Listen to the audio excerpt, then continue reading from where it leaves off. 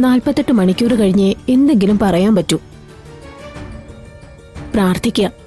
എന്തൊക്കെയാണ് അദ്ദേഹം നമുക്ക് വേണ്ടി കണ്ടുവച്ചിരിക്കുന്നതെന്ന് പറയാൻ പറ്റില്ലല്ലോ.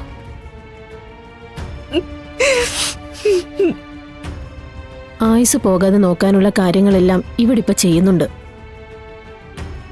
ഈശ്വരനെ വിളിക്കുക. ഞങ്ങൾക്കപ്പുറത്തേക്ക് എന്തെങ്കിലും ചെയ്യാൻ പറ്റുമെങ്കിൽ അത് അദ്ദേഹത്തിനെ കൊണ്ട് മാത്രമേ സാധിക്കൂ.